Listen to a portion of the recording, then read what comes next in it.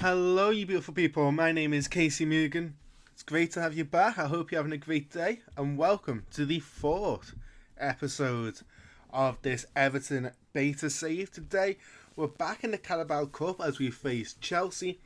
Of course, there's been no games in between last episode and this episode, though don't worry, we will be skipping for a little bit in this season. And this is our lineup here to face Chelsea. It's Jordan Pickford, Ramon Hendricks, Nathan Passon, Jar Brandwaite and Michael Keane.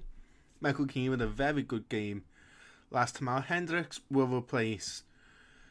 who's he replaced?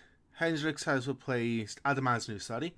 Garnet Gay and Dewsbury Hall in midfield thanks to the injury to Yves Bissouma. Tyler Dibbling, Jack Grealish, Jonas Vind and Iliman Njai are our front line. Of course, Tiano Barry out injured, and with Dewsbury Hall moving deeper, though Tim Eregbunam could have started in, we have opted instead to go with Dibbling further ahead to try and get him some match fitness as he returns from injury. Big news is Daniel Marlin is back on the bench, and it could well be a first ever appearance for Patrick Bamford, who was signed on deadline day. We have made some very minor changes, but nothing to be worth talking about. Just a little bit more aggressive and hoping to find the target man, Jonas Vind, a little bit more often, as he had a really, really poor game out against Liverpool. For those who weren't at the end of last episode, my question for you today, please let me know in the comments, is do you prefer key highlights or dynamic highlights? For us right now, I've currently got this on key highlights for this game, as I want to see how it looks. As the dynamic highlights, I feel like are just taking a very long time. Last episode was nearly 40 minutes long, and I'd say about 20 to 25 minutes of that was just purely in-game highlights, and obviously there was only combined, I think there was 6 goals, so it's about 5 minutes per goal. Feels like a very long time. Let's see how that compares here with this Chelsea game. For the second game, we'll go back to dynamic to see if anything is better, but already no highlights here in the first 16 minutes. Both teams with a couple shots, but nothing worth talking about, and I'm happy right now with how we're looking. Chelsea with a much rotated side. Esteval leading the line, Joao Pedro, Neto and Garnacho the front line. The midfield of Romeo Lavia, Andre Santos is quite weak, and Philippe Jorgensen as the starting goalkeeper. So there's certainly a chance here for us to get a really big win here. Of course, our only win so far was against Stoke earlier in this competition. As Lavia finds Garnacho. Back to Andre Santos, back to Lavia. His shot over the bar, not really threatening Jordan Pickford's goal. So far, there's a lot for us to be happy about here. If we look at it through the lens of we expect to lose this game, we're over half an hour in, Chelsea without any real chance on goal. 4 shots on target, but nothing that we've had to see. And on the 37th minute, the second highlight of the game comes with Jordan Hato to Wesley Fofana. That's all the way back to Philippe Jorgensen. Garnacho again, he looks to be a big threat. Garnacho breaks down that wing, back to Marcu Correa. Santos, Lavia, shot, well saved by Pickford.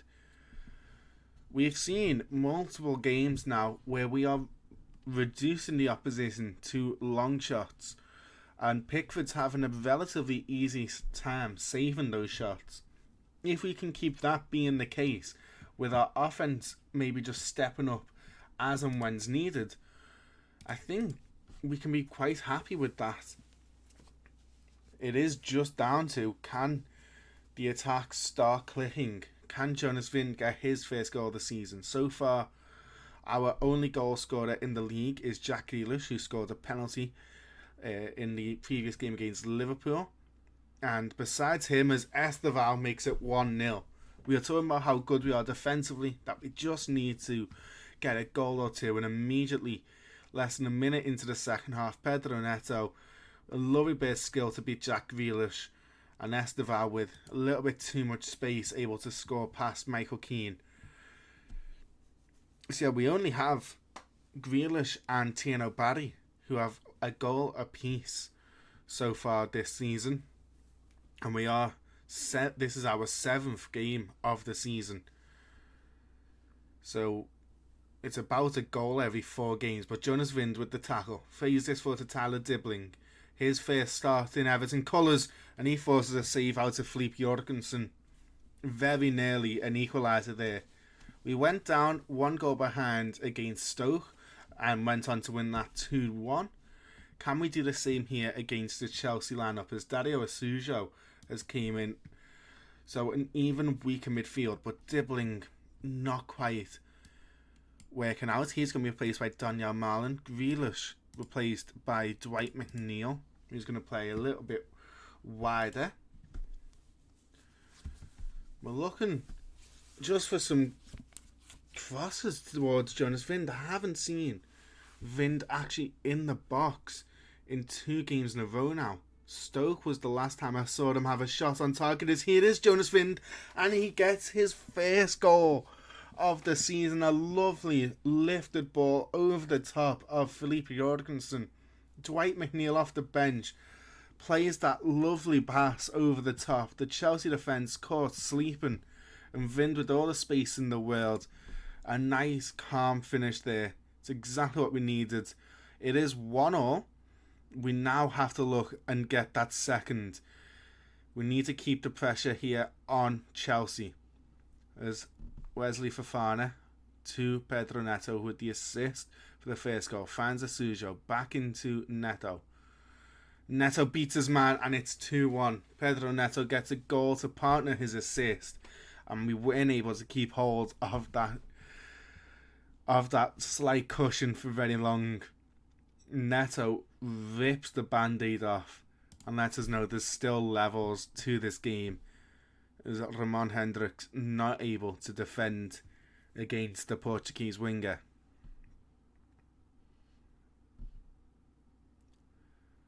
Still small chances, but nothing to write home about just yet. Njai will be replaced. Now, we don't have an out-and-out replacement, to be fair. In fact, I don't really know if we have any replacement for him. So instead, it is going to be the replacement of Idrissa Gana Gay. He'll be replaced by Tim Edegbunam. And I'm looking for at least one more change. Hendricks could come off Brandwaite. Well, Brandwaite's struggling with fitness. He'll be replaced by James Tarkowski.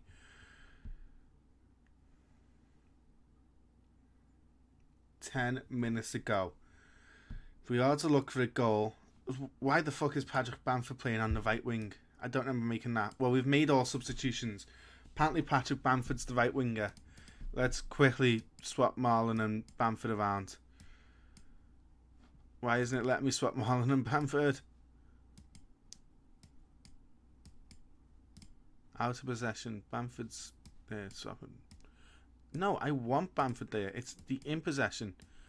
Marlon, swap. What the Alright, well, this is one of the most annoying fucking... Oh my god. That's really pissed me off. We're 2-1 down. We can't even make the substitutions we're trying to make. And this is a bug in this game. It's happened before.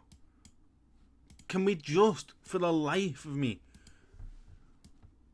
Right, I guess Bamford's going to be playing as a holding right winger. Instead of, the outlet striker he could be. Again, didn't even want Bamford in. I was looking at Matthias Roll to be a right winger, maybe. Few minutes left, and... Well, I've been relatively positive of Football Manager for the last 3 episodes. And I feel like I've been fair to them. But it has to be said, since the most recent update, which came out on the 29th, I believe it was, 28th or 29th, the substitutions and changing around the squad has been so much more awkward. And it is, I won't lie to people when I say, I enjoy this game. I think it's a genuine improvement. I understand it's a beta, but basic quality of life things are so awkward. There was a moment before this episode started, I was trying to bring... Who was it? I think I was bringing Daniel Marlin back onto the bench, and it didn't work. I kept doing this, and nothing would change. Look, I want Rolling instead of Marlin. There we go. But that wasn't working. It was so frustrating.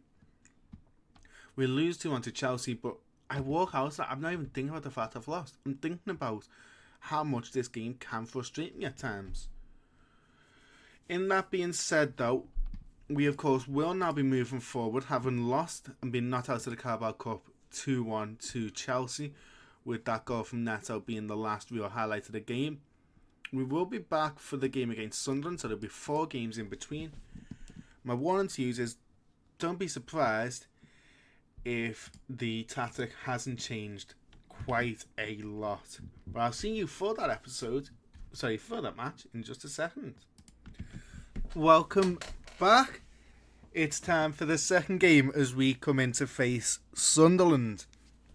But before we head into this game, let's first name the lineup and talk about what's happened leading up to it, as we may have actually finally found a bit of form.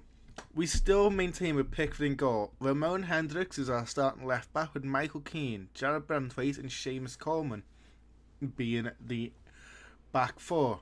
Jake O'Brien has struggled for form. Nathan Patterson and James Tarkowski are both out injured.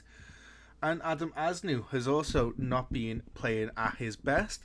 So it's a relatively rotated backline, with only Brandthwaite and Pickford being our traditional starters. The midfield is Basuma and Dewsbury Hall, whilst Grealish and Marlin are our wide players. Njai is just behind Tieno Barry, who's been playing at a very, very high level. To see just how well he's been playing, it's only right that we look back at our fixture schedule. So we left off with that 2-1 loss to Chelsea, which I don't think we can be all too frustrated with, but we'd go on to beat West Ham with 2 late goals from Tieno Barry, who came off the bench. The first capitalising on a poor West Ham passing structure, the second a lovely corner. We would then follow that up with another 2-0 victory over Crystal Palace. Goals from Tieno Barry and substitute Jonas Vind would get his first Premier League goal. And it must be noted, these are only the second and third games, that was really hard for me to say, that we'd scored Jack Grealish with a penalty. The 2 from Barry are our first open play goals, and these were also open play. We'd then go on to lose 6-2 to Manchester City. Erling Braut Haaland, but Erling with 5 of the 6 goals, a penalty in the 6th, and then some more just capitulation from Everton. We had scored 2 in the 67th and 74th to make it 4-2, and we may have had a chance until Haaland popped up with the 86th and 96th minute goals. And it looked to be the same story against Spurs, as by 38 minutes in, they were 3-0 up. But Daniel Marlin would get 2 goals before the end of the half to equal things up to 3-2. And Tieno Barry from a corner kick would fire us back level with Spurs. And that's how it ended, 3-3. So in our last 4 games, 2 wins, 1 draw, 1 loss. I don't think you can be all too upset about that. And we've definitely got some confidence leading into this game. Though Seamus Coleman making his first start of the season is not a great sign, the rest of the squad I can feel pretty happy about, and for the most part, they're all pretty familiar now with the tactic. Only Hendricks really needs to learn how to play, and I'm hoping he will sooner rather than later, as we need a left back to really step up following the sale of Vitaly Mykolenko. So let's see, can we get our first Premier League victory whilst being in front of the cameras, and our third victory in 5 games. Must be said, by the way, I'm much preferring just regular key highlight I may move to dynamic highlights towards the end of the season when bigger games are happening, but for now, so much quicker, and I feel like you don't actually miss out on seeing all too much.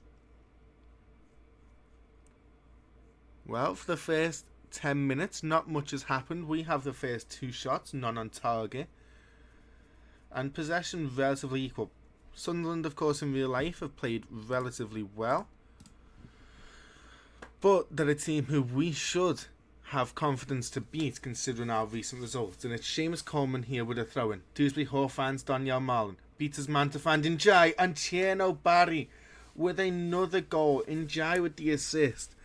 And these two are finding a very, very good partnership, as is Daniel Marlin, who's starting to really come into some great form. Njai's ball across, no defender able to answer the speed, but Barry able to just get a slight touch and turn that into the net. 1-0 up, 20 minutes in. Things are finally starting to look a little bit up at first, and I'm sure you thought after that Chelsea loss, this is going to be a tough season. Were we going to be able to keep our job? Definitely a part of me was thinking this save might not last the full season, let alone 4 or 5 we need to start competing for the Premier League title. Well, no more highlights as of just yet. As I say that, a highlight happens here 37.5 minutes in. Granit Xhaka steps over the free kick, dinks that towards the back post. Barry heads away. Talibi's shot from the edge of box fires high and wide. And that's exactly what we have been seeing. So good at denying goal scoring opportunities. High quality chances don't come easily against Everton. Another highlight here just before the end of the half, and it is Everton on the ball. Hendricks and Basuma with some little passes between each other. Keane to Brandwaite. Njai Brandwaite here, a lovely drive and run finds Njai, who's just dispossessed by Alderete. Simon and Dingra, and there it is, the end of the half. Everton lead a goal to nothing. I think we have a lot to be happy about there defensively. Dewsbury Hall struggling a little bit with fitness, but I think we can keep him out there for a few more minutes.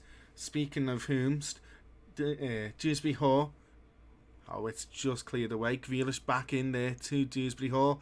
Can he find a good pass? Goes for goal himself. Forces a good save. And it's another corner kick. And from one end of the pitch to the other, as Jordan Pickford drives that ball well forward. Barry couldn't quite reach that header in front of Alderete, who is now driving forward in a similar move to Brandwaite. Finds Dingra with a great pass, and Pickford forced to make that save. As Dewsbury Hall will now be substituted off, and it will be Garner Gay to replace Dewsbury Hall, as Basuma moves into that more playmaking role, which he is more than capable of. And we should be even better defensively now. As Talby looks for Dingra, headed away by Marlin. Reinildo, Granit Xhaka, some top names here. Brian Bobby, back to Reinildo, the former Atleti man, finds a Dingra. Bobby, and it is Talby who makes it 1-1. Despite the defensive substitution, we lose our lead and concede to Sunderland. Now, I'll be honest, I did not expect to concede today, but Simon Adingra, just too good. That block on the Bobby shot, very good, but not enough. The second ball's fallen back to Sunderland. 30 minutes here. We're going to move slightly more balanced for the next 10, but it's time to go more attacking now.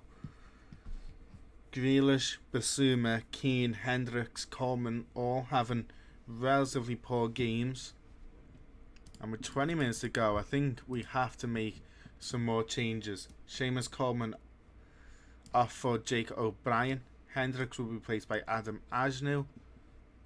I'm going to stick with Daniel Marlin and Jack Grealish though. Both have been very good for us. but it's a Sunderland highlight. Oh no, it's not. Just substitutions.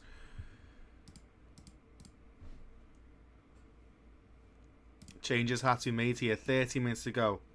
Marlon off for Dibbling and McNeil on for Grealish. Both wingers replaced. 10 minutes to find a goal. As we start this highlight with Pickford taking a free kick. Launches that forward to Basuma, who heads it down to Tieno Barry. Tyler Dibbling races away. Great pace from the ex-Southampton man. But it's a big time save by Ruffles. McNeil with the corner. Last time out he found Barry for the third goal against Spurs. This time it's headed away by Trey Hume. Back to Dwight McNeil. Beats his man. Another big save by Roofs. But Tyler Dibbling makes it 2-1. The substitutes.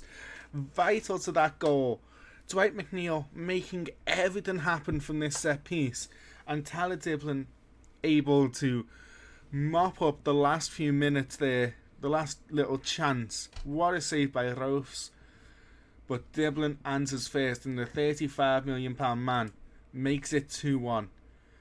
We're going to move back to a more balanced style, not defensive, not cautious. Keep some of this pressure on. With just a few minutes left here, we may well get another. Yves Bissouma finds Iliman Ndiaye. Back to Bissouma. Good work here, just slowing the pace down. Adam Asnu off the bench. Drives forward, beats his man. Really great football here by Asnu. Yves Bissouma. Iliman Ndiaye. Tieno Barry. It's another big save by Roofs. Tieno Barry has found some great form here. Couple minutes left in this game. We're now into the second minute of added time.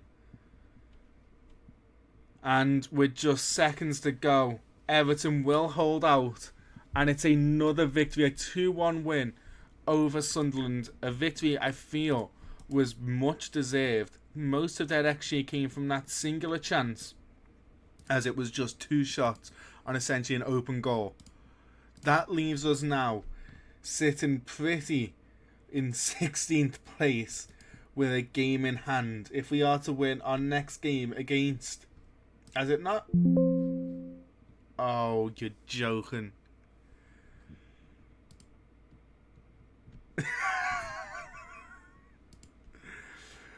Well. What are you going to say is we're now just on a black screen. For those wondering, that game's just crashed. Well, isn't that lovely? That's how it's going to have to end. I'll see you all in a second. Right, it's the big question. Where did we last have it saved? So, the most recent one, 16/24, 20th of October. I think that's just before the Spurs game, maybe? Where was it saved? Yeah, just before the Spurs game.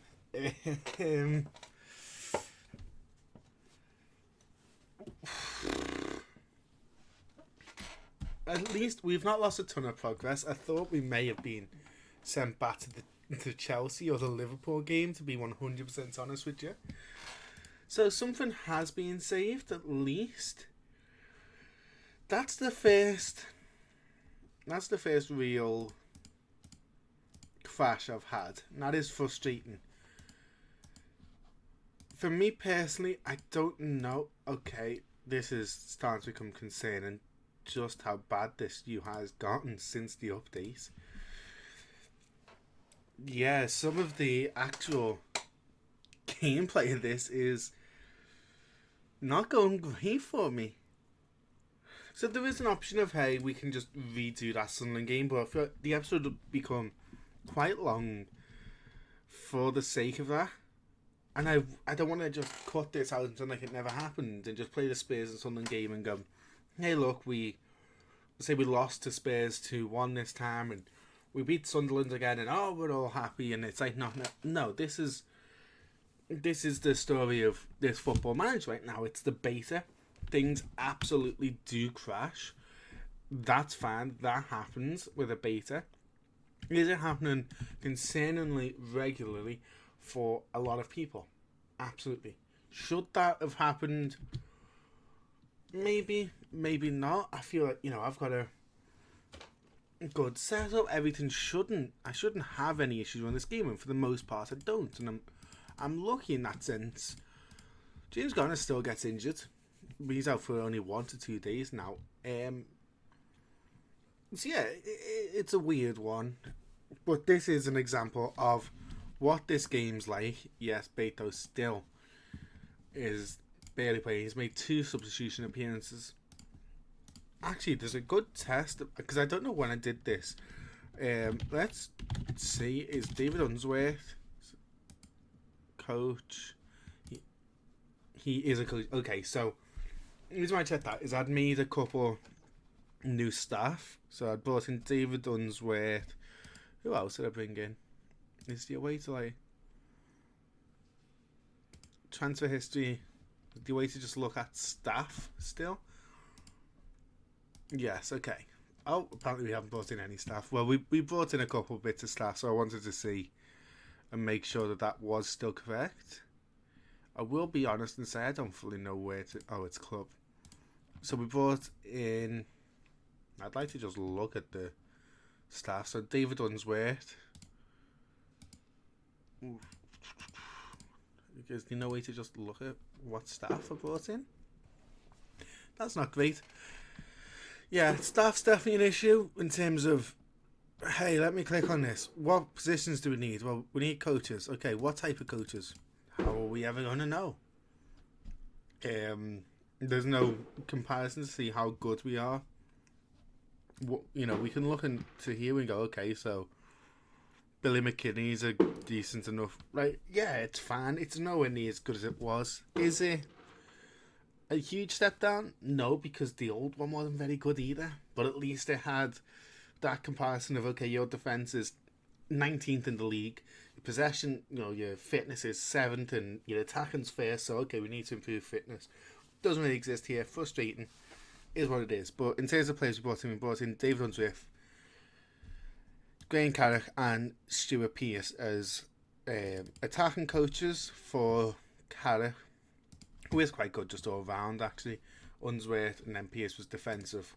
But that's going to be all for today. A bit of a sour note to leave on. Hopefully we can still get those 4 points that we had when we faced off against Sunderland and won. Hopefully we still have those 4 points. If we don't, it's how the cookie crumbles.